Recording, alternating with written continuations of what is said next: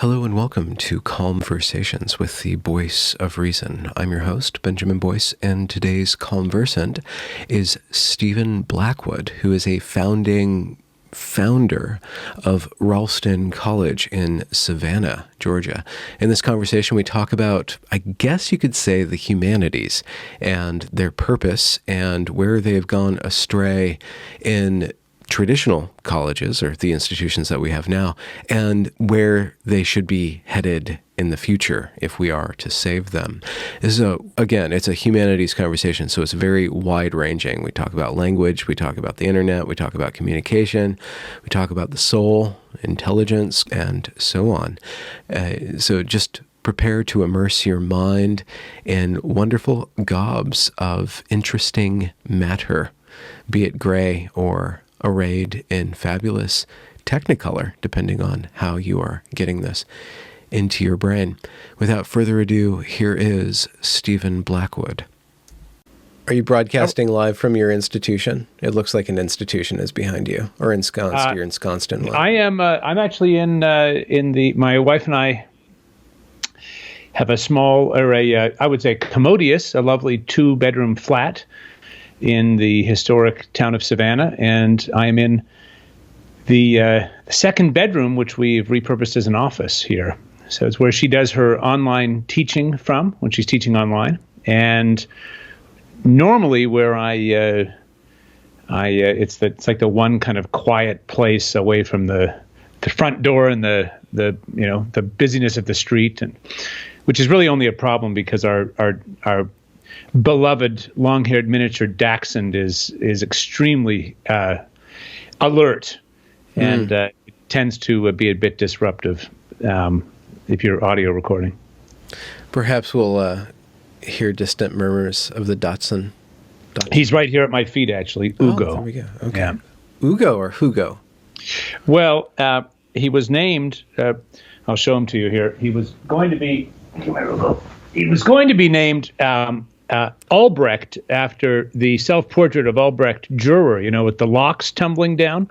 But then we thought, well, I can't even say Albrecht, so I mean, how could we expect everyone else to say it? But my wife had done her Dürer. Yeah, exactly. These are not easy things for the English tongue. Do you want to have a thing to say? Or right up against the microphone. Anyway, so we went instead with one of the case studies of her dissertation had been on a printmaker called Ugo da Carpi, who's quite an amazing artist of an earlier century, and so we called him Ugo. It's the Italian for Hugo, obviously, but hilariously, though, it's very easy to say. It's not like it's a hard name, like it's got words or vowels or something we can't pronounce, or like the French Gérard, like impossible things. Despite that, but it's very interesting because it's not an English word. Ugo, not hard to say for an English person at all, but it's not an English word. It's very interesting how often people say, what did he say? And they hear it as Google, actually. Oh, more often than not, they say you called or Siri will, Ugo turns into Google. It's actually quite interesting because I think it's interesting to why names take different forms in different languages. It really has to do with that's how they can be, they come into the tongue in that way. And even if you take a word that isn't hard to say, but isn't part of the language, it's interesting how quickly people start stumbling over it. Ugo, anyway, that's what this beloved creature is. He's the light of our lives around here. I did this group project at my alma mater, the Evergreen State College, where I went to undergraduate education a few years ago. And one of our assignments was to create a language. He wanted us to create a language, the professor was. So we paired up, and me and my team, we made this language, and we distilled it all down to vowels and consonants, and we had all this meaning, we just crammed all this meaning in there, and then we created a play, and then we translated the play that we created into our language, and then performed it in English, and then dubbed it over, and then then we retranslate. Anyways, it was this whole thing. But one thing that I learned in doing that the language was very primitive. Like it wasn't worn into the mouth at all. It was like these very crisp, sharp sounds that sounded very, not very refined, and how as language kind of travels through time, it gets worn in all these different ways and it starts to bend in all these different dialects and stuff. And I didn't really get that until kind of playing with it in that way. These are, I'm not a linguist, obviously, but they're very interesting things. They're not, language is an incredibly deep and living reality, and it's both something objective insofar as you don't just make it up, and really words mean things, but it's also extremely on the move. So words mean different things in different contexts and in different time periods. And so it's one of these doorways into I would say really quite a fundamental reality, which is that it's not simply subjectively defined. We can just make up our own language in any meaningful sense. And yet, it is something that essentially has meaning within the subject. And anyway, I don't want to presume I know what we're going to go on to talk about, but it may be that dynamic recurs as we talk about other things. Well, did you ever read Clockwork Orange by Burgess? I have not read that. It's one of the most of the books out there that I've not read. It's on the longer list. Yeah. The much longer list. But are you familiar with what he did in that? He creates this slang in there, and for the first couple chapters, you have no idea what the character's talking about, and then your mind just clicks, and you're in that person's head, and then you kind of bring it out of the novel, and you start talking in that way yourself. So, I've thought about these things a bit with regard to one of the ways I've thought about these things is, and this is on my mind partly because I've just lost someone very dear to me. She was my adopted, not formally, but just in a kind of unofficial way, shared with me. But the woman I called my adopted grandmother, a woman, an amazing person in the south of France whose other grandchildren sort of invited me to get to know her, and I lived there for a while. And anyway, became very dear to me over many years. And though I met her in 1998, she was already in her early 80s. In fact, I've just been trying to write a few things about her because she's just an amazingly important person to me, and a really astounding person in the way that, human beings are just amazing things. I mean, every human individual is a kind of an infinite mystery, a kind of the psalmist says, fearfully and wonderfully made, knit together in my mother's womb. The psalmist says to God, you've knit me together in my mother's womb. I'm fearfully and wonderfully made. And, we all like to think about the wonderful, but the fearful is something there too, right? A human being is there's a kind of terribleness, and it can go that depth of what a human being is. I mean, it's not inconsequential, not just for the individual, but for everyone else. Like how we become what we can become in the good sense is not something that can be left to chance, because so much depends on it. Anyway, I'll circle back and we can talk about Mamie later. But I met her in her early 80s in 1998, and she just died last Thursday at the age of 105 and just about 106. But it's amazing to me as I think about her, about how much opened up for me through this relationship over, the couple of decades I had the privilege of getting to know her. It was, her life. It was this amazing depth of memory in her, going back to, she remembered the Spanish flu. I mean, she had memories of, when the First World War was not yet over. And it's an astounding, deep history, what for most of us are just memories, to the way in which those earlier memories were accessed to a much earlier time. In fact, in certain respects, I'd say she was closer in the habits of mind and life that she had to the people who built Notre Dame and the Duomo in her parents' native Florence, than in many respects she would have been to a child who was 4 or 5 or 10 or 15 years old today. So in that sense, she was a connection to a very deep past, and indeed to a European past. But it's just amazing to me how a person can open up whole worlds. There's the world that they open up, but then there was the French language, and there were the habits and customs of Provence and of France. There was the poetry that was on her lips. There was the whole world of cuisine. She was an amazing cook, and her religious life. She's a deeply devout Catholic.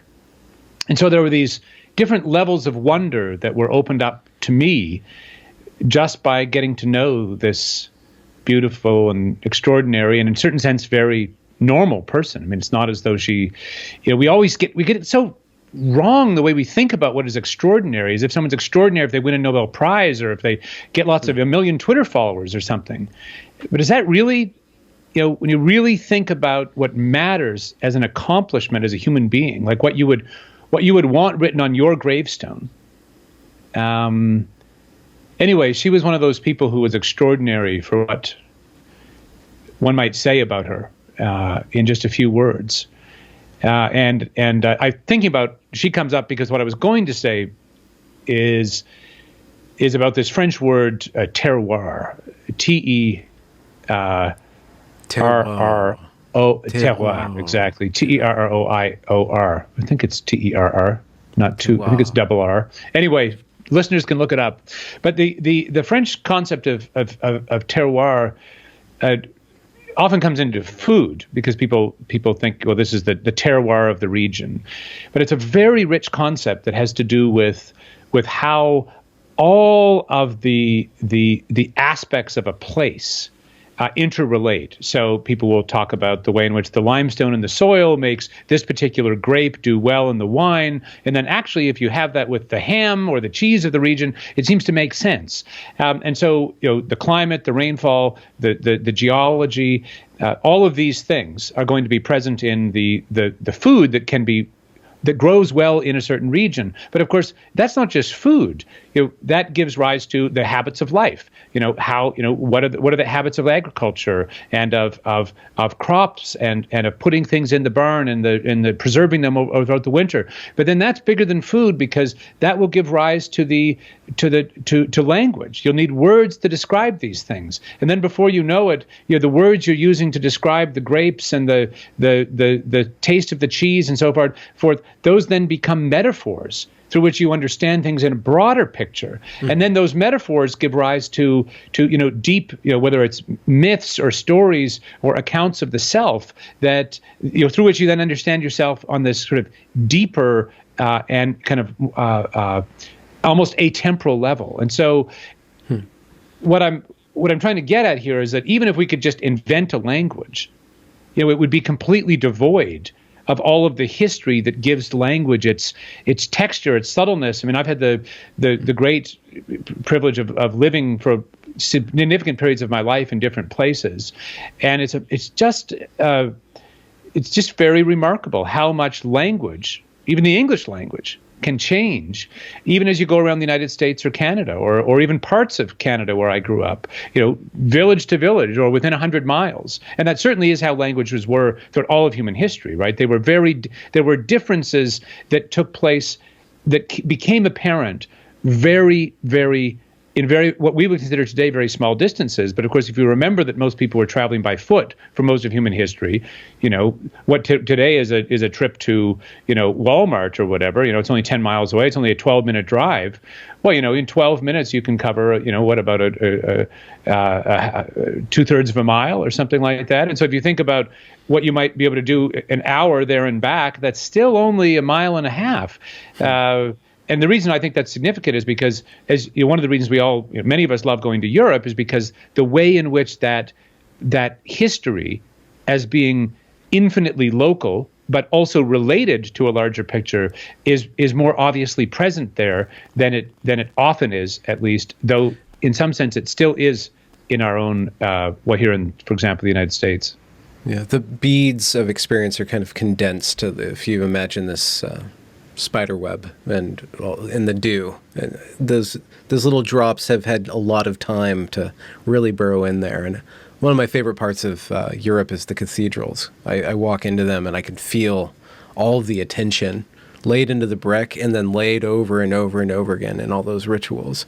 And it's like this was a place for family after family, generation after generation. They built this, and then they used it. They entered into it as an instrument for whatever that word is for worship that they were doing there.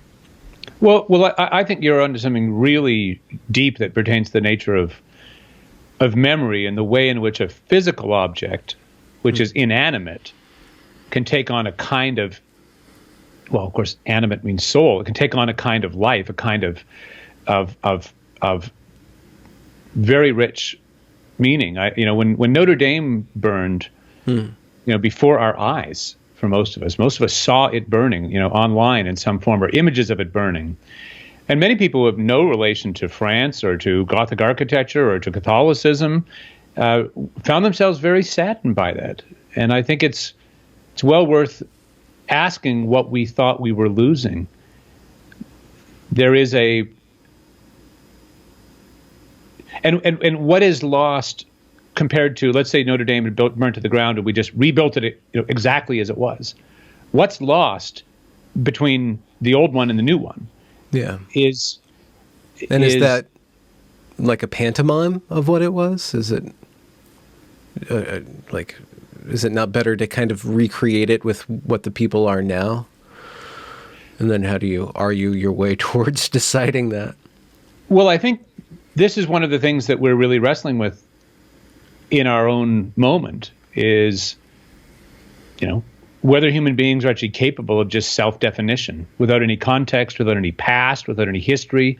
I mean, at some level, what Notre Dame had in the present before it burned, and still in some sense will as it's restored, was a living presence of the past. So all those pilgrims who would soften the stones, all of those candles built over, or burnt over 800 years, in some sense, all of that was present. All that past was present. And to be before or inside or to walk into a building is in some sense to participate in a trans-historical community that we're part of. And when you start eliminating the moments that allow you to feel like you're part of a larger story, you're really losing, I would argue, something not just on the fringe, but really fundamental to human self-understanding. It's really, when you think about Notre Dame, it's said that the timbers, the oak trees that became the timbers of the roof that burned, that those were cut from mature oaks of probably 300 to 400 years old, which means that the oak trees themselves would have sprouted in and around 800. That is to say, around the time of Charlemagne. And it's just an amazing thing that there was a kind of living presence of the past, unbroken back to then. And then, of course, you can go back, before then in various ways. So that what I'm trying to get at is that you can rebuild the cathedral, and in some sense it has a connection to all that, because it is modeled after that. In a way, that's what we do when we give life to perennial forms of architecture, and when we speak languages and we learn things that people know, and we cook recipes that were handed down. I mean, there's all kinds of ways in which we can do this. I'm not suggesting it's just through physical materials that are handed down or buildings or whatever, but there's something irreducibly rich about those. And the I would say the will to destroy those, which we see with all kinds of cityscapes. We don't have to talk about whether, how Notre Dame burned. I'm not making a comment about that. What I'm saying is that there's a very active will to destroy those buildings in the present. I mean, right now in Canada, in Ottawa, there's a building called the Chateau Frontenac, which is a fairly iconic building in Canada. If I'm not mistaken, it's a kind of neo-Gothic, I believe it's 19th century building. It's near the Houses of Parliament, so it's right in kind of the iconic capital city of the country. And the there was a desire to expand upon this building. And, one of the ideologies of contemporary architecture, and this is just, in my view, this is just insanely ideological. It's so obviously wrong, that you're not allowed to make new additions look like they were part of the old building. Well, like, why the hell not? I mean, why not? I mean, if that's the way in which you can most harmoniously add to the building, why should they have to be distinctly different? I mean, it makes absolutely no sense. I mean, for God's sakes, the people who built the Chateau Frontenac knew that it was an architectural plan resembling something from several hundred years earlier in France, kind of a French chateau look. They knew they weren't in the 16th century, for God's sakes. But the point I'm making is that they wanted to expand upon this building, and they were, even in the midst of, virtue signaling present day, architecture, the local boards or heritage boards turned down the designs one after another, because they were just so hideously disgusting, and there was uproar in the public. Anyway, I read recently that the 6th design was approved. And I thought, well, it must be pretty good after, 6 designs. I mean, this sounds like, I am not kidding you. You've got to look this up. You can share it with the listeners. It looks like a cross between a Verizon server farm and an American penitentiary. It is a hideously disgusting building. And you have to ask yourself, why are they doing that? They are destroying the visual perception of a great moment in Canadian architecture that means something and is actually beautiful. Beauty, in my view, is not simply in the eye of the beholder. And we could talk about why, in what sense it is and what sense it isn't. It's a complicated, rich question of what aesthetics are about. But the point I'm making is that that's a kind of very intentional desecration that is tantamount to actually actively burning something down, because you are openly agitating towards the destruction visually of that inherited building. It makes me think of it as a metaphor for, you set up these arbitrary rules that don't really make sense, or that you can kind of see are going to interrupt the cohesiveness of a system. You set up the rules and that foster these bad designs. The bad designs are going to come, but what happens is that the bad ideas, they just keep on flooding, but what you're doing is destroying your mechanism of telling good from bad anymore, because you have to be different. There's this other value other than beauty at play here. I don't know what that value is with the case of, let's say, with that chateau, but we see in American law, we see in the American institutions of higher education, where in the rush to do something progressive, they're kind of eroding the ability for people to tell good ideas from bad ideas. And so bad ideas come up, and people at first are like, no. But eventually the bad ideas win, because people don't have anything to lean back on. There's no evaluating principle. People get tired of upholding something that doesn't have a positive value. So they just kind of relax the standards, and then the greater project gets corrupted. Yes, I think that's all true. Many people like to, architecture. I'm almost obsessed with architecture, and I'm not an architect. Wait, I know dazzlingly little about architecture. Stephen, really, just off the top of your head, how many things are you obsessed with? Like 10? Like architecture. I would say I have a sense that you have a number of obsessions. Okay, well, yeah, you're completely right to put this to me, because I'm a very I'm an enthusiast in many respects, and so I get very excited about things. But what I will say about architecture is that it's the thing I always end up going to when I'm trying to describe when I'm trying to instantiate larger principles that might be metaphysical or philosophical. My background's in philosophy, so I'm very I'm very at home in, talking in a register that, frankly, is sort of specific to the ideas that you're able to get at only through philosophy. But when you are talking more widely, that is often not appropriate or not as effective. People can't connect with it unless they've also had the chance to acquire that language, as we were saying earlier. Yeah. But architecture is almost always the place that I go, because you're looking at it right there, and you can say, gosh, I actually do see the difference between this beautiful neoclassical building that has instantiates some relations of different forms and proportions and symmetries, and these things that are perennial aspects of architecture throughout every age. I mean, this is not just like 19th century or 18th, or it's really. The fact is that, after about 1930 or 40, I mean, the kinds of buildings people started building, they were utterly incompatible with the entire history of architecture of all times and places.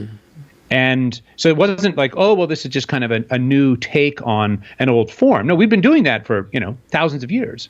Yeah. So what I'm trying to say about architecture is that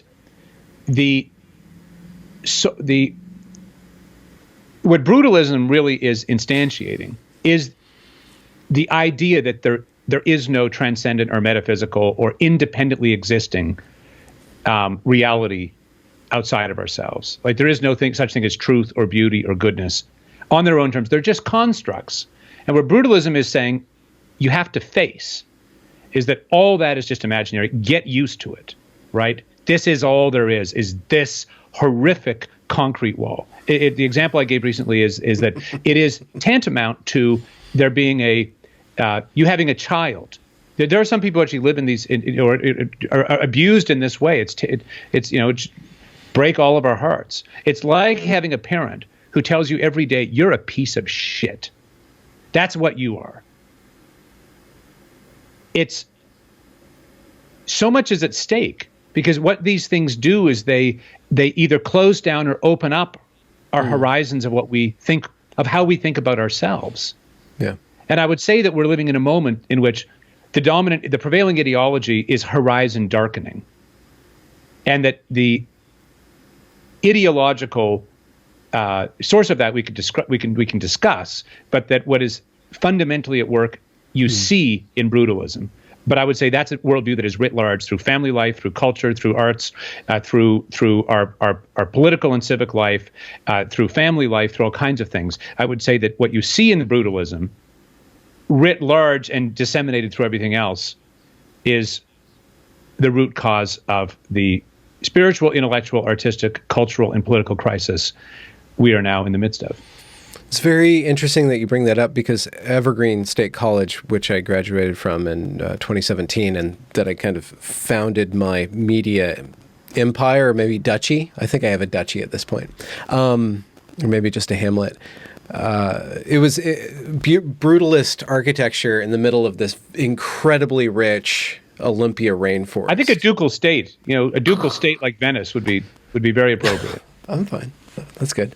I have my Motts and my Baileys. They're all in line.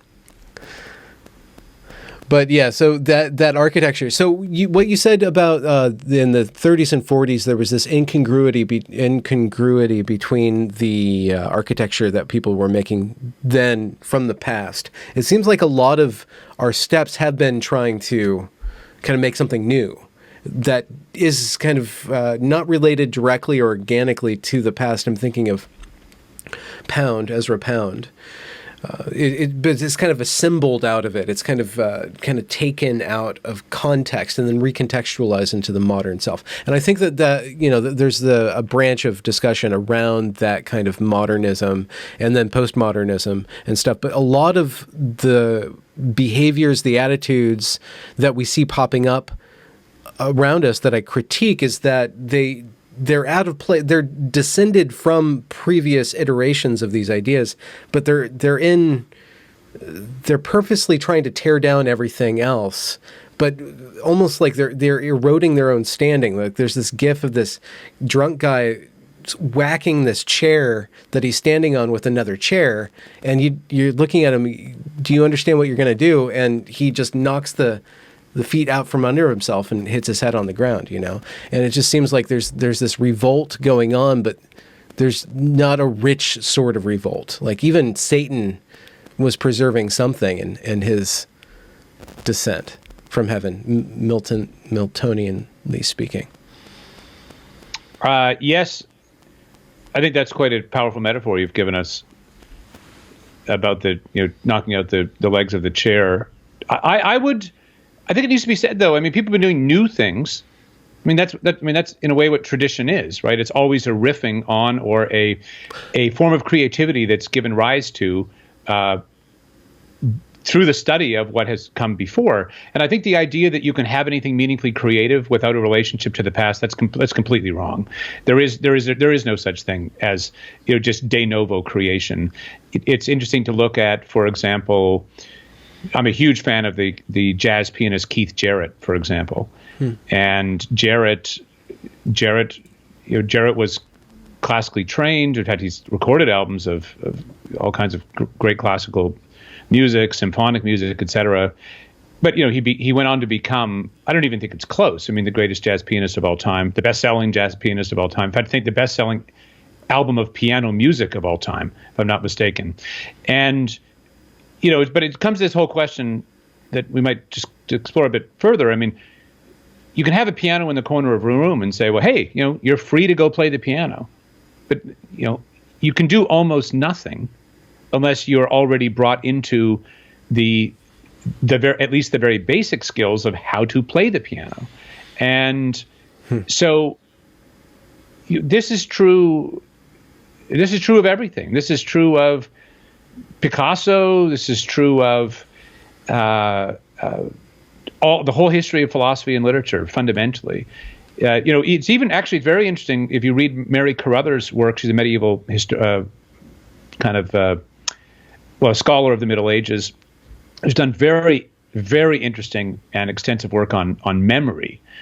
And, she brings out how, in the monastic context, how even that the works that were considered most creative. It's actually very interesting if you look at medieval science, for example. Where does it come out of? Who are the people that are thinking these thoughts in the 14th and 15th century?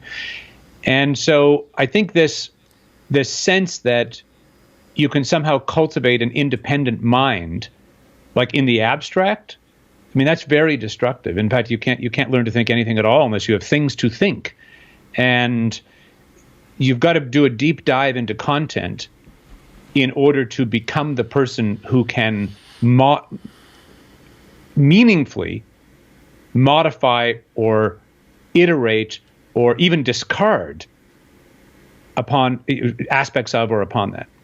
Mm-hmm. What set you on the journey of tethering yourself to history and to culture? Assuming at one point you were free from that compulsion. I don't think any of us actually can ever be free of that, fundamentally. Even if we think we are, and even if we act as though we are, I don't fundamentally think that there's a single human being in the world who can successfully live without memory. Without memory, we can't even recognize ourselves in the mirror. We couldn't even recognize our front door without memory, or the faces of any of our most beloved friends, let alone their personalities, the things they've done, the time that, we got lost, walking here, whatever. The point, I'm trying to drill this down to the level of something very clear. Like, none of us can have any meaning at all in any of our lives without memory, because that actually opens up the larger dynamic, which I would say we're living in with respect to a deeper past or a larger past. And so even if you set about trying to destroy that, you can't do that without fundamentally destroying yourself. And that's why I think your example of the legs of the chair is so good, because it shows how it is inherently counter to your own self-realization to do that. In my own life, though, I think the question you're asking is, when did I become conscious of these dynamics? And I think like most people, I suppose, I came to it in various ways. I came to it by coming to know and love my grandparents and hearing their stories of, their, recent immigrant past, and, their understanding and how different the life was in many respects for them growing up in the 20s and 30s. And beyond. My parents are both musicians. I had amateur musicians, but very they have a deep love and appreciation for music, and so I grew up with some music being on. There was a record player, and we had an album of James Galloway, the Irish flute player, playing some beautiful music, and I remember hearing that when I was 5 or 6 or 7 years old, and I wanted to be part of that music, and so I took up the flute, and then you take that up, and that's like a little doorway that then opens up this infinite world of music of all kinds. And then I come from a family that takes the Christian religion seriously, and that then opens you up to a whole history of what that was about, and where did that come from, and is it true? What is the merit in it of Christianity? Well, yeah. I mean, there's a certain sense in which any of these things can become doorways to everything. I mean, there's a sense in which the whole is in every part. I mean,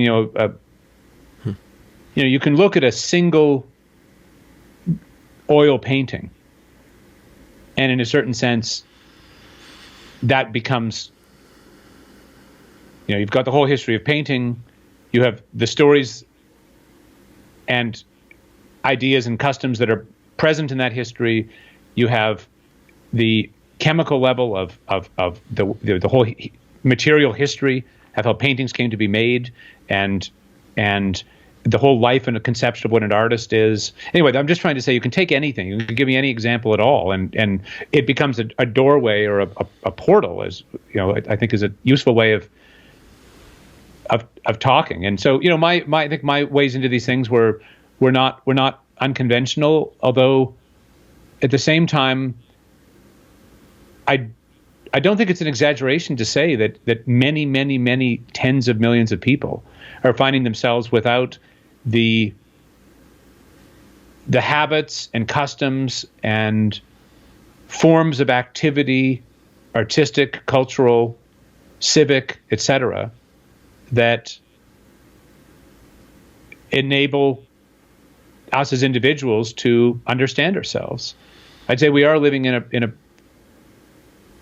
pretty profound crisis of civilizational proportions.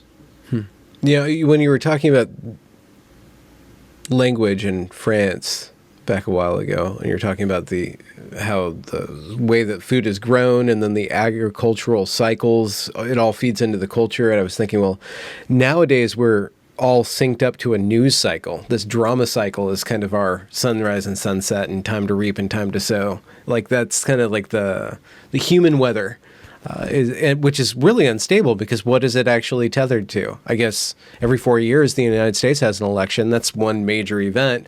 But you see this liturgical calendar of identity kind of reinventing the Catholic Church through all these corporations. Every month has a different identity. Every day has a sub-identity. And then you have all these identities that kind of jockey for position on different identity days. That we're longing for a liturgical kind of a pace and a way to apportion out what we're made out of now, which is no longer just growing food and surviving and being really connected to the environment. We're connected to each other now, which means that it's those artifacts of identity that anchor us somehow, and we can see that those are very insufficient. And then you add a little bit of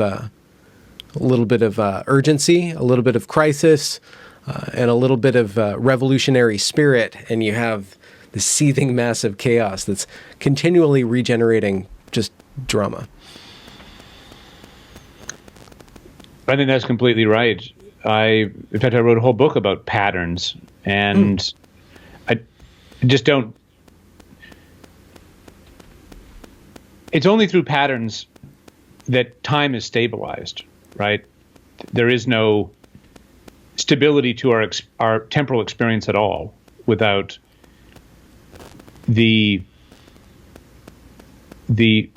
both the memory of the past and the repetition in the past that allows us to, for example, discern throughout all the faces of the crowd the ones that we know. And if you apply that insight at a larger level, what you see is that it's only by means of certain recurrent patterns that we can come to understand ourselves at all. Mm-hmm. And so it makes, and also that the patterns that we expose ourselves to are also at some profound level what we become. It's the Aristotelian insight that you are what you do. And we all know that, we all like to say, oh, I'm not those things that I did. But actually, it often turns out that the things that we do emerge out of the habits that we've allowed to or had formed in us. And they're actually not easy to break. They're determinative. Now, that's not to say you can't set new habits, but it's hard. And so, I just don't think there is nothing more important relative to, say, the shaping of a human individual than what patterns shape them. Patterns of thought, patterns of understanding themselves, patterns that can be material patterns, or patterns of some people would say patterns of eating and sleeping are actually very important. I mean, it's not just the patterns of self-understanding at the higher level, whether it's religion or civic understanding or whatever. It's the very most basic frames of reference. And there's not a single person. I mean, sort of like what I was saying about memory. There's no one who lives without any pattern at all. But by and large, the deconstruction of certain inherited forms of culture matched with the digital revolution and the internet and the dopamine addicting screens that we're all, being encouraged to live our lives through has left, I would say, most of us pretty goddamn unmoored. What you were describing makes me think of like a modern day deluge, the flood, very epic. Like everything is cattywampus. Somebody's got to have a boat somewhere with enough collected variant DNA to land somewhere and start over again. But we are all awash in a human sea. And I wonder if there isn't a way to somehow conceptualize, humbly, albeit humbly, a pattern that might give us anchor communally or individually. I guess, the smart thing to do is start individually, regulate your Twitter usage, maybe something like that. But do you see a pattern, like at least there's attempts to forming patterns, and the tribalism that we're seeing unfold and be propped up by certain media organisms or organs of whatever they're organs of, are trying to establish patterns of familiarity, good guy, bad guy, this guy, that guy, inside, outside, all those group dynamics. Those are ways of making pattern out of the human wash. Do you see, or what would be the characteristics of a pattern that would be able to kind of right us? Well, I think the first thing to be said is that I think that's the right question to be asking. I think one thing we're confronting is the very stern fact that human beings cannot live without forms of self-understanding. I mean, we are evolved as a species. I mean, quite apart from it, we can talk about religion and philosophy, and we can get into a register of these things that I think is actually necessary to think about them adequately. But even without that, we can say simply a fact that human beings have evolved as self-conscious creatures, and even if the whole world that we thought we were thinking about, let's say the whole world from which we derive meaning and purpose, and that whole realm of things, even if it were purely self-constructed, and there was no actual purchase in reality, which I think we can know pretty definitively is not clear through mathematics and philosophy and other things. But even if it were just even if it were just a situation in which we had evolved as self-conscious creatures,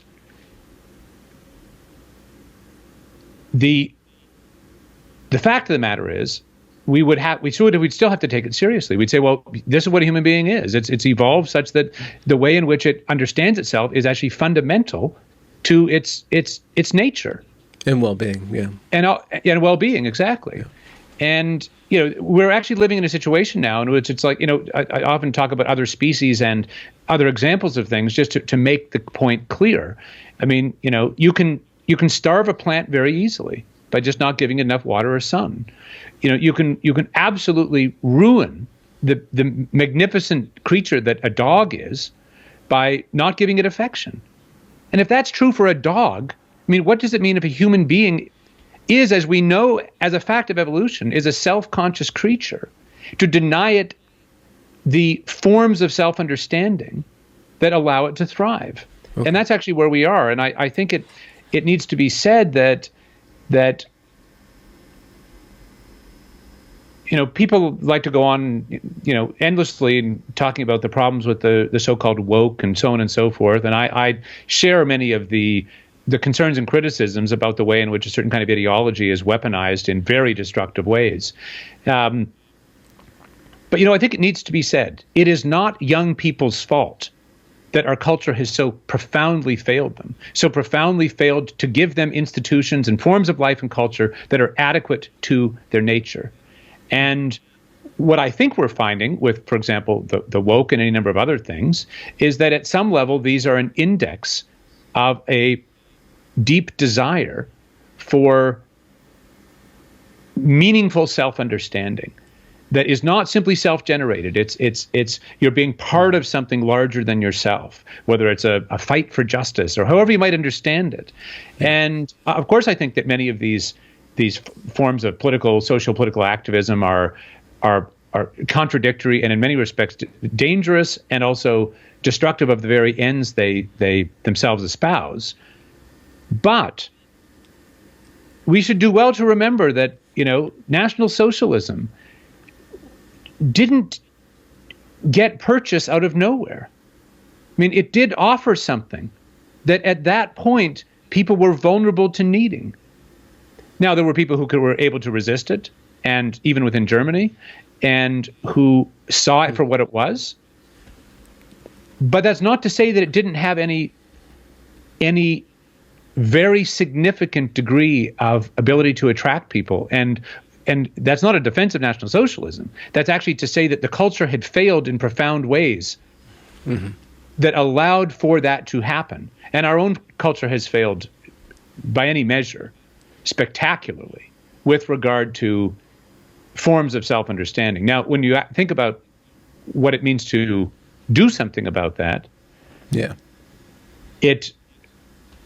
I think that fundamentally there are actually some unbelievably rich models for us to consider for possible adaptation to our current circumstances. And architecture is a good example. I mean, if you said to young people today, hey, listen, you got to go out and design cities, but we're going to delete your memory banks, so you've never seen a building in the past, and we're not going to give you access to anything from the past. Well, I mean, what they would come up with is unlikely to be very interesting. But if you said, actually, here is an entire history that you can work with, the principles, the ideas, the techniques, the materials, well, they would be able to give rise to breathtakingly beautiful buildings. They could build new cathedrals and mosques and synagogues and communities and neighborhoods and things of extraordinary beauty and sophistication and integration and coherence. I'm not saying it's easy, but what I'm saying is that it's not as though, we shouldn't pretend as if our situation is, oh my goodness, we're at sea, we have no resources, there's nothing that how could we ever navigate our, for God's sakes, we have all the world's great religions. We have the whole history of philosophy, literature, theology, the whole history of political evolution and development of all of our institutions. We could start by just trying to understand them and recover them in the ways that we think are appropriate. And that's fundamentally what I think we should do. And how is that affected?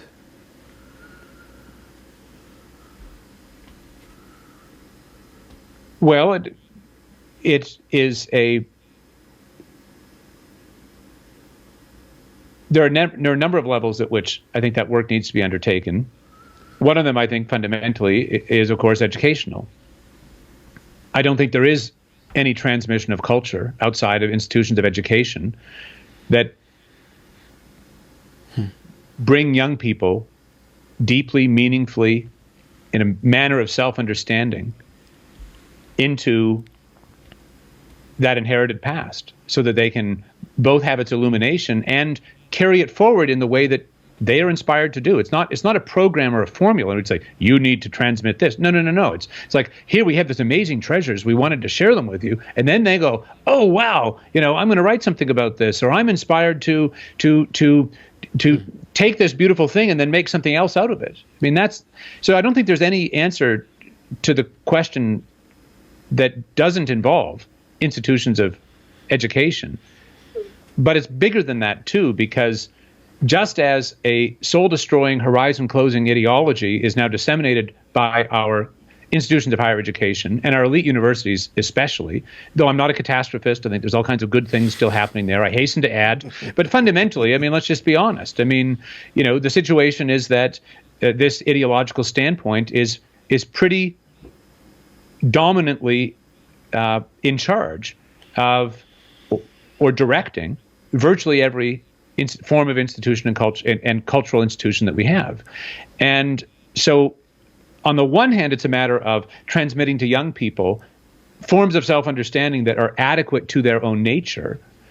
On the other hand, it's the way in which once people see those things more richly, they're able to share them with others, even unbeknownst to themselves who they're sharing them with. So, for example, take the architecture. If you learn to build something beautiful and you create something beautiful, you're never even going to know most of the names, even encounter most of the human beings who are going to walk by that and have their own lives ennobled by that. If you become a player of beautiful music, I mean, do you know all of the people who listen to you on Spotify?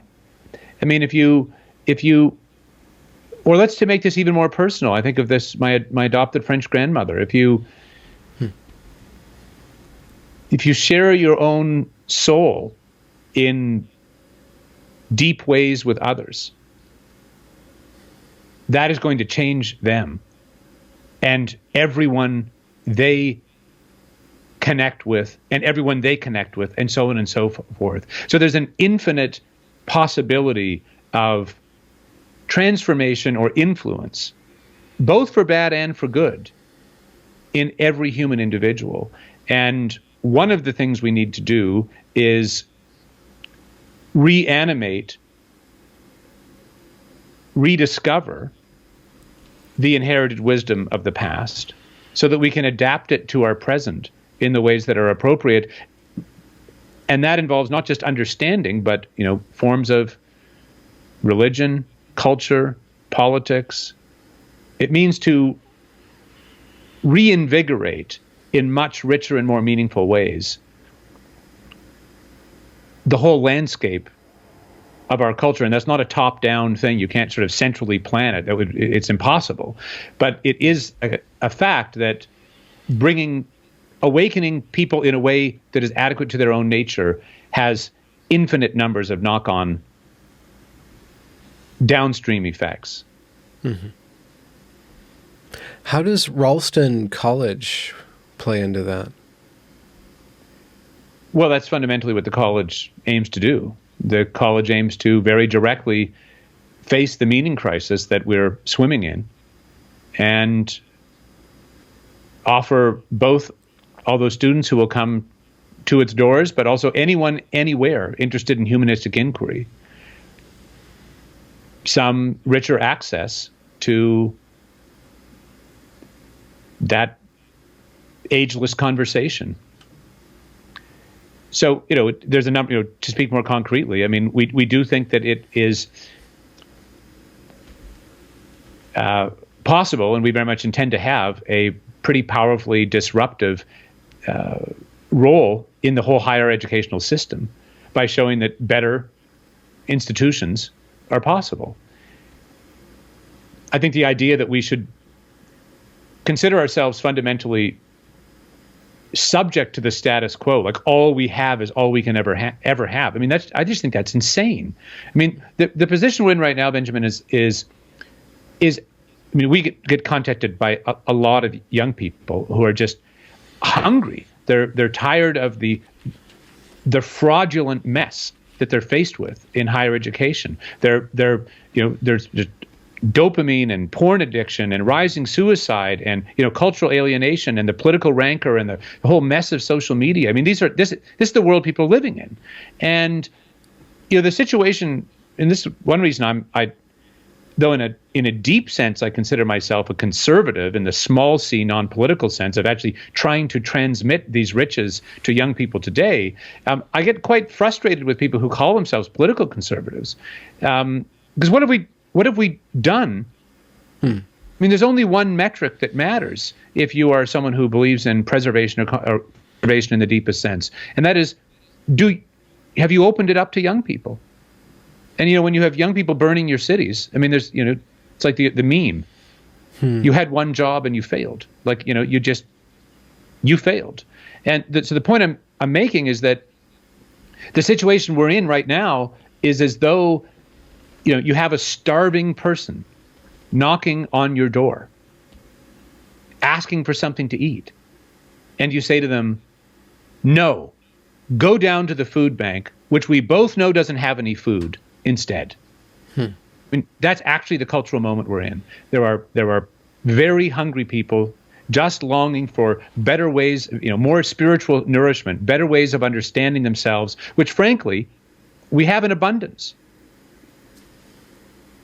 And at the deepest level, what Ralston College is about is meeting that perennial human need and aspiration.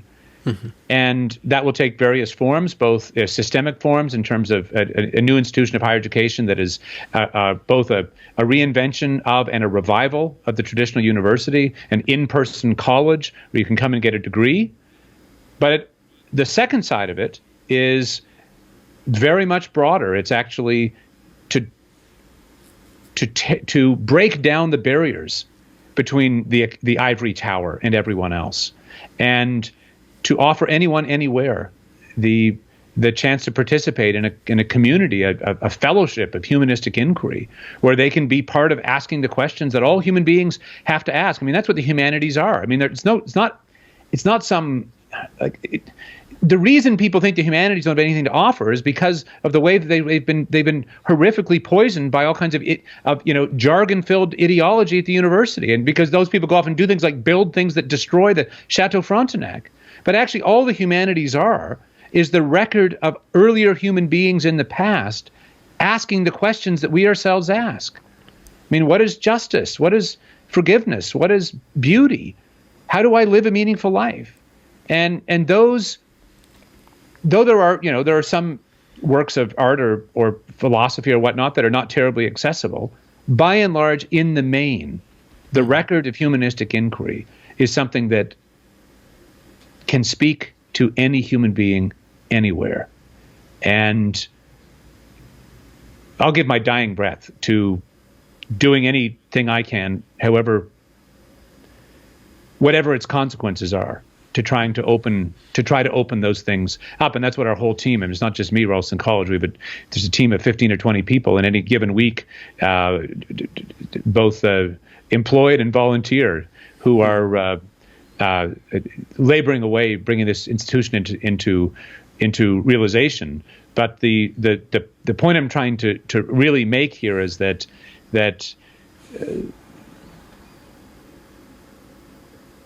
we're facing we're in the midst of a very serious crisis. I would say a civilizational crisis, and we need to do something about it.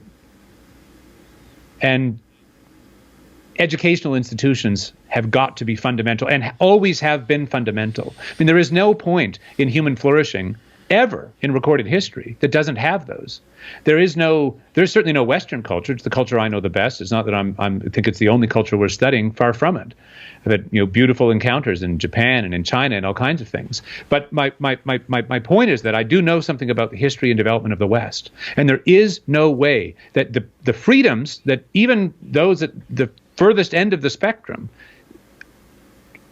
that even their critiques depend upon, there is no mode or manner or possibility of maintaining those fundamental freedoms that isn't based upon, or of which the condition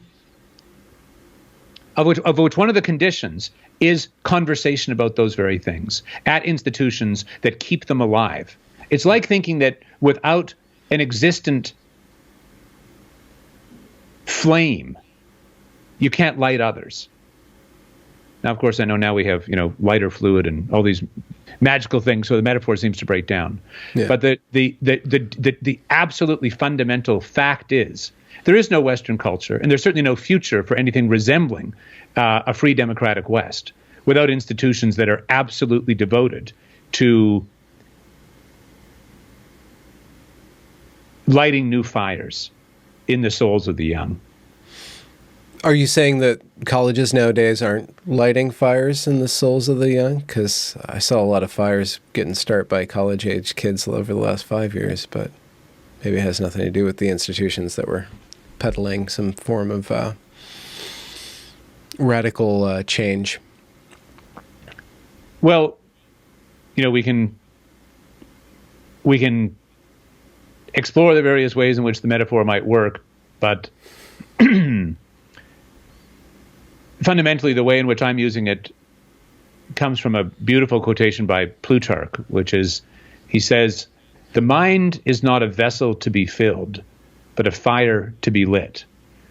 And I would actually say that the peddlers of ideology believe the mind is a vessel to be filled. You are just a lump of clay that needs to get in line with their ideological will to power. And so, I've not followed closely the events in Portland and elsewhere, but it seems to me pretty clear that a lot of it is really naked power moves, which are exactly in line with the brutalism that I was just describing. And the alternative to that, I would say, is a vision that opens the human being up to its intrinsic relationship with reality more widely construed, truth, beauty, and so on. And yet I would also want to say that some of those who are, certainly many of those who are participating in various kinds of peaceful protest, and perhaps even those who are agitating in violent ones. I mean, some of them are nakedly, seeking various kinds of power and destruction, and they're openly destructive. But is it possible that some of them may, however deluded they are, think they're doing something good? It's certainly the case that many of those who donate to certain causes are actually moved by persistent inequities, not, neo-Marxist nihilistic dreams. Okay. Yeah. So I would actually want to dig into this in a fairly subtle way, because when I saw people on their knees, in those famous scenes from last summer, seeking some kind of absolution or atonement, I mean, it does need to be said, the desire for atonement and forgiveness is a deep perennial human need. And what are the structures? What are the forms and ceremonies and theological and philosophical, sociological understandings that allow for that to take place? And it actually turns out that the West has some very sophisticated views on that that we could discuss. I don't think that bowing down in the middle of a square to ideologues is going to give you anything like the form of redemptive atonement you're seeking. However, I think we need to say that a very deep thing is at work there, and it's not those people's fault at some level that they haven't been offered more meaningful alternatives. Mm-hmm. What is your guide through this? Do you have a teacher, physical, historical, metaphysical, that or source of renewal as you get engaged in all of this activity that you're doing? How do you find zero again? Or what is your teacher?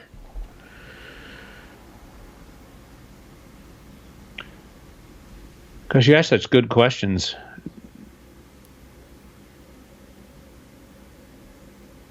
I would say a few things. One of the absolutely cardinal, perennial influences in my life is having grown up as the eldest of 10 children, having spent a lot of time with my siblings and younger, all of them younger than me, as I say. The reason I bring that up is because I come back again and again to a bedrock understanding or insight into what the human being is, and its innate dignity, its terrible and beautiful powers, its faculties and capacities, which I think are always present in every human being, no matter how degraded, no matter how lost, no matter how bad a person they may have become. Those are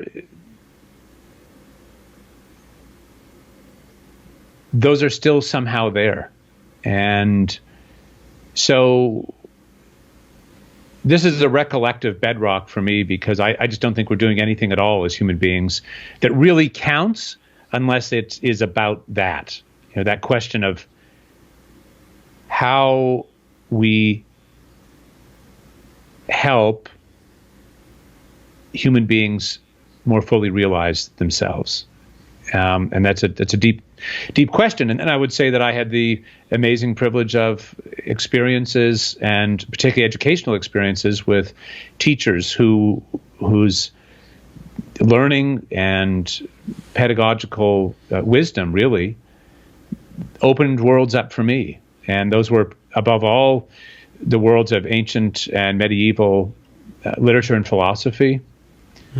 Spent a long time with Boethius, and my boy. Can't spend time with what's that? My boy Theus. Yeah, Just give a shout out to Boethius. I have him around here somewhere. Consolation of Philosophy, a wonderful, wonderful short little read that everybody should spend a week with. I heartily commend that suggestion. So teachers, and then I had the great privilege of spending time with people like my French grandmother, and time in places like the south of France, where you can pretty deeply get into a deep past. And I worked for a decade over the summers during my PhD as an educational travel guide. So I spent a lot of time, seeing my way around the various countries in Europe, picking up good parts of the languages. And so there have been, as with any human being, there are a lot of, took a long time, a lot of different forces and influences and things, and Stephen Blackwood coming to be, who he is. But those are three of the key insights that or key influences I would delineate. And then I would also say, Benjamin, we really have to think hard about what a human being is and how a human being is realized. And on the one hand, we know that has something to do with agency. No one else can live your life.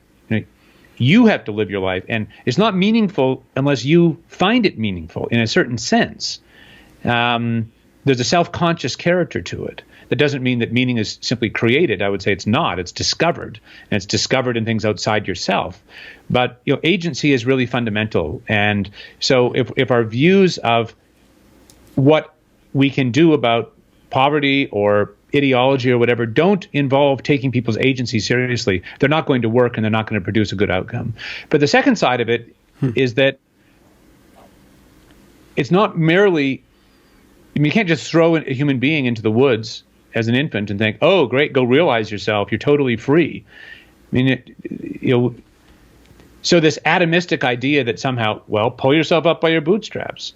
That's not entirely right either. There are conditions of human flourishing, in the family initially, and then beyond that allow a human being it's the soil in which you're planted. And so I think we have to think very, very carefully about both of these sides, both what it means to realize one's agency and what are the conditions in which that realization is possible. Is there like a CrossFit exercise regimen for freeing the will or increasing one's agency, a a leg day of volition? Is there like a practice? Is agency just something that you're gifted, or you have to work on it? And how do you work on it? It's a beautifully leading question. What do you think? You sneaky fellow. Well, I think Aristotle's got this one right, really. We become strong by lifting heavy things. And so you've got to, as the old phrase goes, you have to start where you are. And even a tiny little step in a direction it's going to open up new possibilities. So, yeah, fundamentally, the human being is made up of the capacity of certain core faculties. Augustine puts it as memory, knowledge, and will.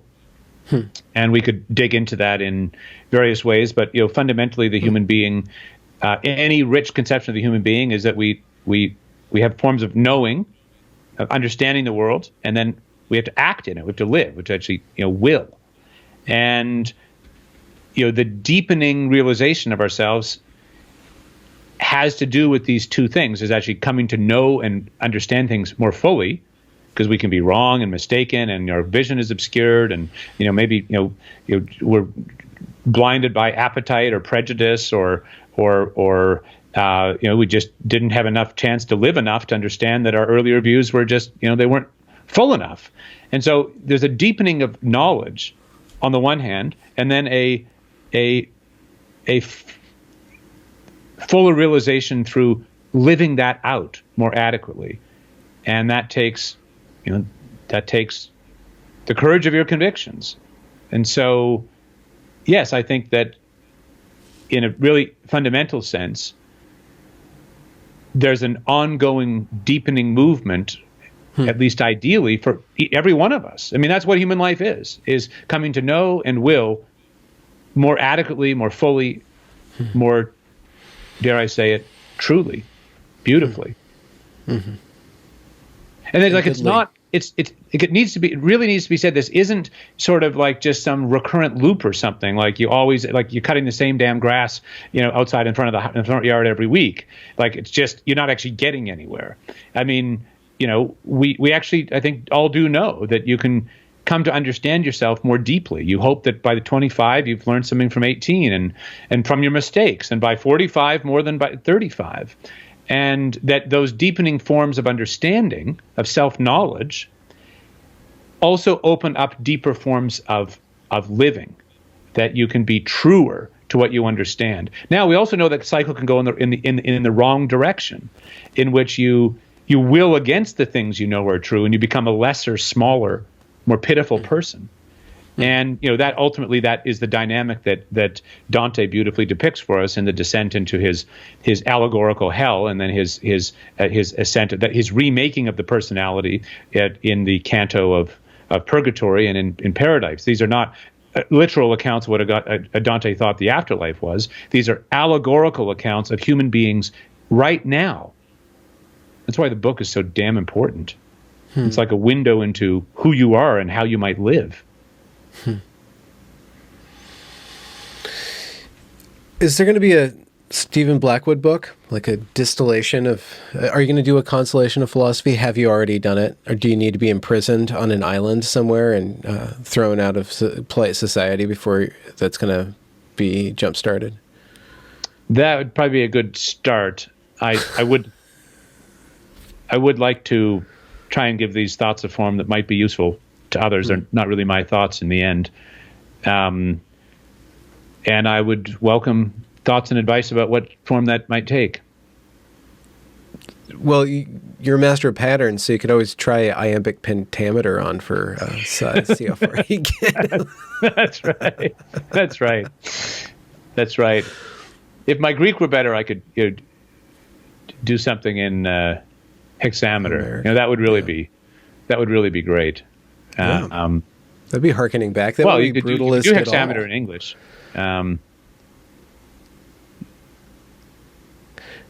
What's next up? What can we plug? You have Ralston College.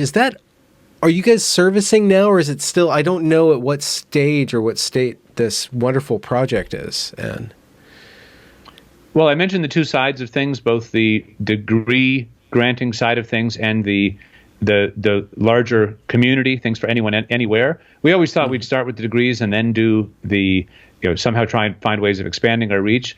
But in the wonderful, mysterious way of things, we're actually starting in the other order. We've got this kind of growing global audience for the non-degree side of things, and on that.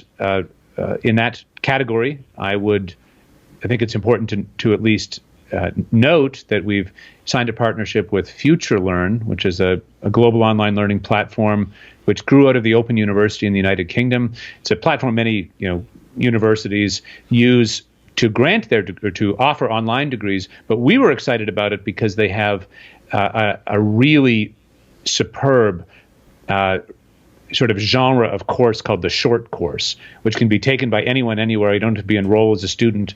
And so our first short courses are in production now, and will be the first of them will be going up in the next few weeks by the great Theodore Dalrymple, aka Dr. Anthony Daniels, on Samuel Johnson's Rasselas, and Andrew Doyle, the satirist, journalist, comedian, is going to be doing a course on Shakespeare's Titus Andronicus, Jay Perini on Robert Frost, and so on and so forth. We've got a bunch of things in the hopper on that side.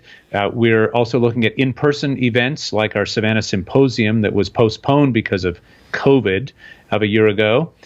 And then on the degree side, we have been now authorized by the state for operation and granted our degree granting powers, and we hope and expect to announce the formal launch of our first master's degree program in the humanities in this calendar year, and then to move to undergraduate programs and other degree programs over time. So that's kind of a snapshot of our current development. I'd encourage people to check out our website and to sign up and join us. We that's what this is about. Yeah. Do you already have the architectural plans for the actual physical building that you mull around at night? Like what style are you going to be aiming for when you get to build your institution? Well, and what will it really mean as a metaphor? That's such a beautiful thing to consider. In our first instance, we intend to purchase beautiful historic buildings here in historic Savannah. That's what the Savannah College of Art and Design did very successfully. As Savannah's one of the most beautiful cities in the country, is just glorious downtown historic core. One of the most beautiful places I've ever been, and certainly the reason we chose Savannah was because of this wondrous landscape, architecturally, botanically, etc. So we will buy and repurpose buildings there. In fact, we have some let's say plans with respect to that, and yet we also are aware that it may be that we need to build things too.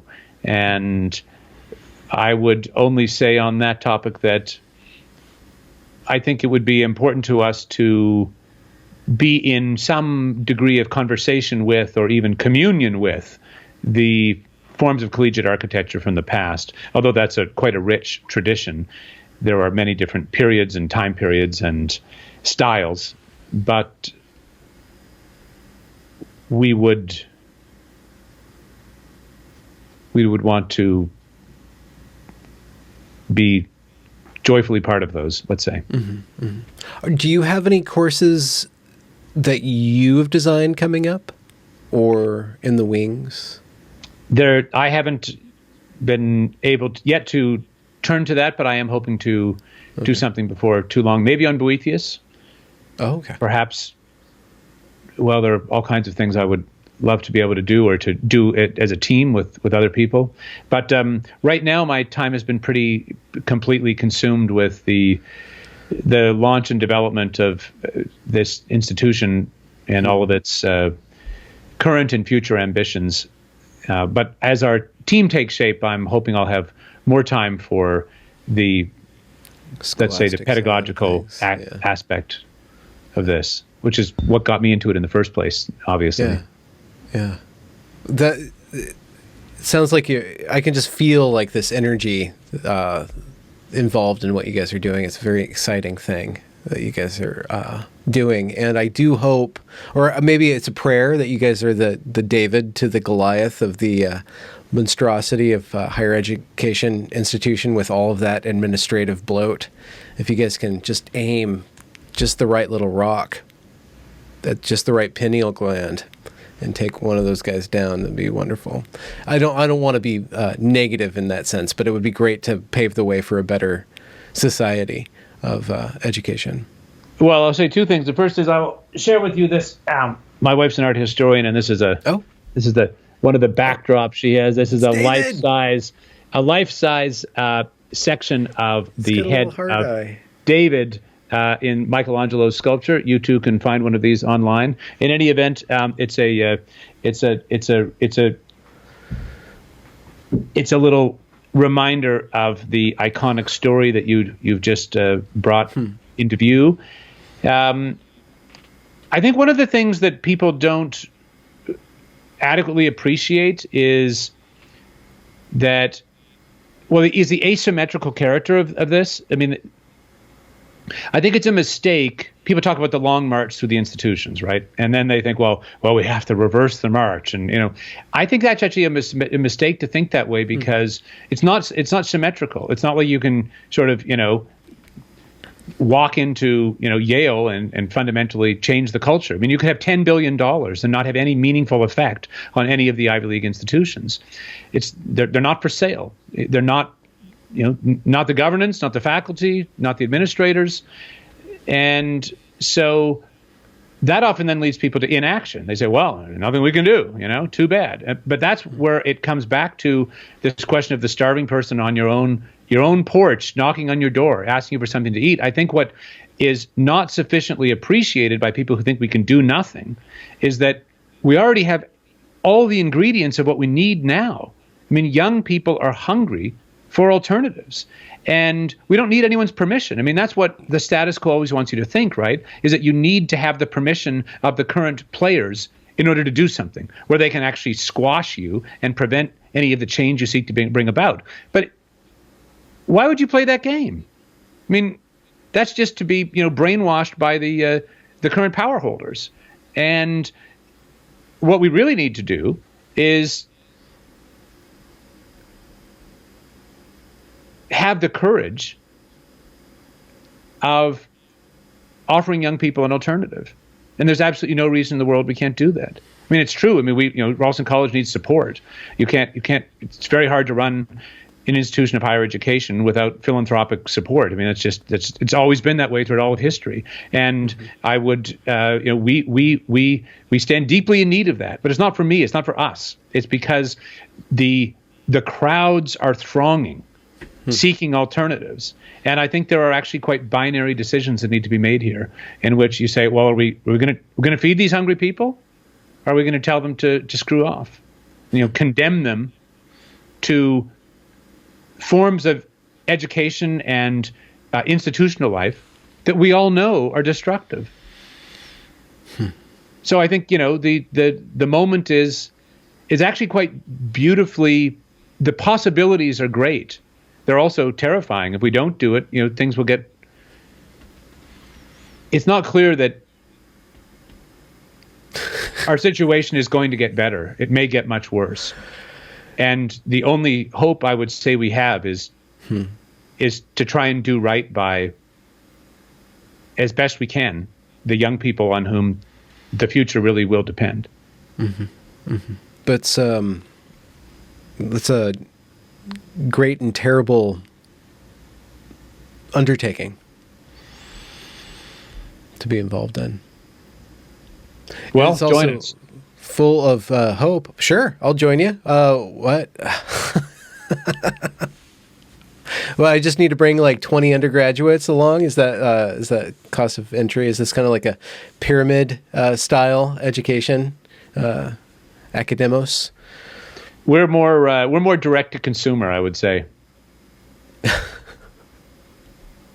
But Well, it's interesting you bring up the skeptics, right? Because Though we think it is true that we need to kind of radically disrupt the whole system of higher education, and that involves certain forms of degrees and credentials of certain kinds. We do need to keep very clearly in view, what are the characteristics of the great institutions of higher education in all of history, of even education in all of history, and I would say there aren't very many that are doing very well right now, but there are lots of models from the past. And I think it's interesting you bring up the skeptics and the skeptics and the Stoics and the Epicureans. There was a lot going on in these. A wonderful book by the late philosopher Pierre Hadot called "Philosophy as a Way of Life," and that's how it's translated into English. It's written in French under a different title, but the point is that the cardinal institutions that we think about, the Lyceum and the Academy in ancient Greece, and then these philosophical schools throughout the whole Hellenistic period. Then, of course, you get into the monastery, and then the university. The university is almost 1,000 years old now, and you have forms of the micro communities, the colleges that take place within those, and then you have all kinds of other forms of schools at the younger level, at the primary and secondary level.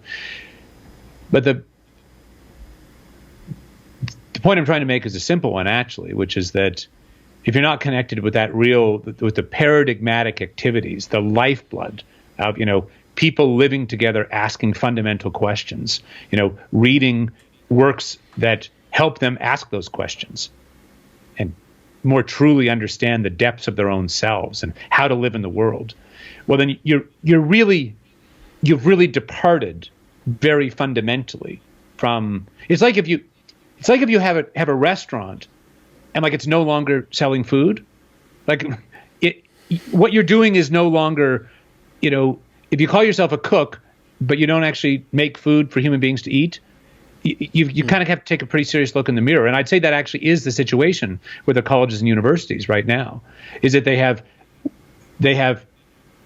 if not openly betrayed, as many of them have, they have at least profoundly forgotten their fundamental mission, such that, well, the proof of this, Benjamin, I think, is that when most people think about, when they seek a place where they can ask or find answers to fundamental human questions, the kind that I was saying that we all ask, I would say that it is now the case that the average person, the place they don't look is to the university or to our colleges.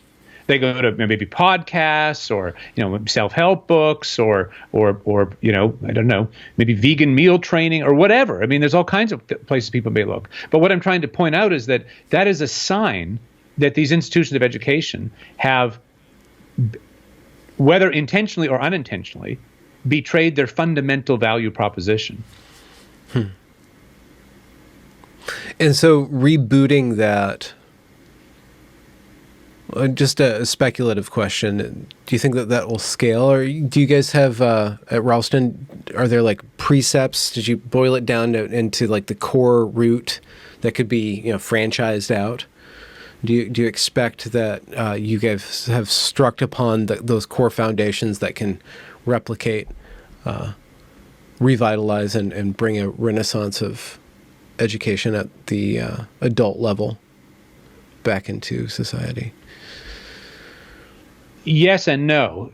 Yes, in the sense that we fully expect the things that we're doing online, and indeed perhaps in-person things, that are not degree focused, open to anyone anywhere, that those are going to continue to find a very wide audience. I mean, it's interesting to note our last lecture with Tony Daniels online had people joining us from 25 different countries and 5 continents. I mean, so I think on the one hand, yes, I mean, that we expect there will be, as there have been already, many millions of people who will, we hope, find their lives meaningfully enriched by the conversation they can become a part of at Ralston College.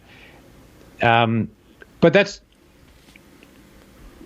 not to say that we need to, in some sense, be the epicenter. I mean, we hope that people go off and do all kinds of free and beautiful things that have nothing to do with us. I would also say that education in the longer form that we're talking about, it both is and is not scalable. I mean, the idea that you can sort of just do everything over the internet is for a million people is just wrong. We're very keen on the internet and going to do everything we think we can on the internet, as I've just said. But we think that when you start talking about an in-person educational experience over multiple years, that there's a limit to how big the institution can be, and beyond which it compromises the experience that it is trying to provide. And so at that point, I think one needs to scale in different ways. I think the collegiate university is an excellent model of Oxford and Cambridge, where you have a number of small colleges under the umbrella of a larger university.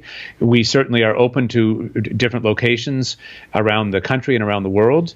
But ultimately, we're not looking for world domination. I mean, I think that we will become an increasingly impossible to ignore force within higher education.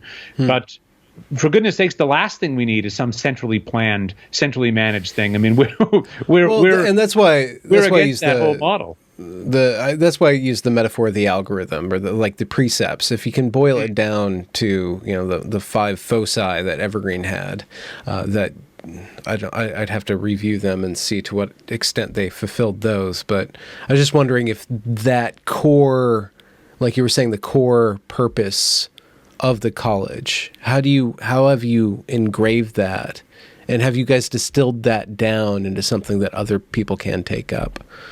That's what I meant. Yes, in at least a couple of fundamental ways. The first is that we do think that this is not just procedural, like about freedom of speech or something. You actually need content, and we have quite developed ideas and plans in terms of curriculum. They're not wildly unconventional, but it would be very wrong for me not to directly point out that there is no such thing as an educational institution that doesn't have content like curricula. So we've given a lot of thought to those questions, and those ideas could be replicated. We should, in some sense, see our ideas to be replications of earlier paradigms. But the second thing I would say is that we do have some pretty fundamental commitments, and those, I think, can also be widely shared. And those are, I would just quickly say, to seek the truth with courage.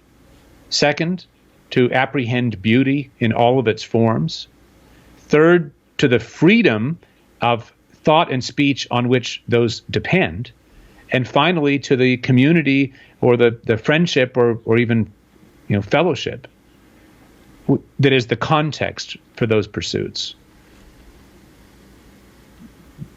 Those are our fundamental commitments, and we would rejoice to have them shared by every institution everywhere, whether they're associated with us formally or not. If you write them up in Latin, you might get an undergrad to get them tattooed somewhere convenient on their body, in the very least. Well, this would be an unconventional route to monetization, revenue streams. It's not off the table. No, exactly. I'm kidding. Don't brush things off the table. I'm kidding. Actually, I think tattoo culture is very interesting. Though I'm not interested in it myself, and I don't think it can lean into things that are about which there is probably much regret later in life. There is something in wanting to declare your identity, like this is what I am, that is very clearly can be read in terms of the very questions we're talking about, the meaning crisis writ large. And whether you're inscribing that on yourself or you're being inscribed by society, and to what degree you're really aware of what's inscribing who and what it's plugging you into. Rich questions. Yeah. Stephen Blackwood, you don't have a podcast, you have a college. So you're on a whole other level of what people can check out. I will link the Ralston College website and your Twitter and any other links that you want below so that people can check out your work and what's on the table and what you're bringing up. That would be great. We do, the college has a podcast, in fact, and I happen to be the host of it, but it's not the Stephen Blackwood podcast. It's the Ralston College podcast. I totally misspoke. I apologize. No, it's fine. No, it's completely fine. I'm only saying it because I'd love to share it with people. And that is that pretty regularly scheduled at this? Yeah, every 2 to 4 weeks we have something. We're not making content anything like at the pace you are. I don't know how you do it, to be honest, Benjamin. It must be. I have some sense of how much it takes to produce things. So you have my hats off to you. Well, I just feel for my audience because they're like, more content. I'm like, more content. So I live by the content because I'm going to die by the content someday. So that's my my main jam right now. I hope you keep it up. Well, thank you. And thanks for joining me. And thanks for the opportunity to speak. It was really very enlightening. And I mean that in the deep sense of that word. Well, I would have loved to have heard more from you in this conversation, but your questions were so damn good. You just kept them coming. Thank you for the chance to speak on your podcast. I hope that we'll talk again soon, on or off the record. Absolutely. Congratulations for reaching the end of the discussion. If you enjoyed it, do be sure to leave a review or a comment or a thumbs up or whatever you need to do to show that glorious algorithm that this is some good stuff. And do be sure to go and check that back catalog, as it is brimming full of fantastic conversations. Links to provide monetary support are down there in the description as well. Have a good night.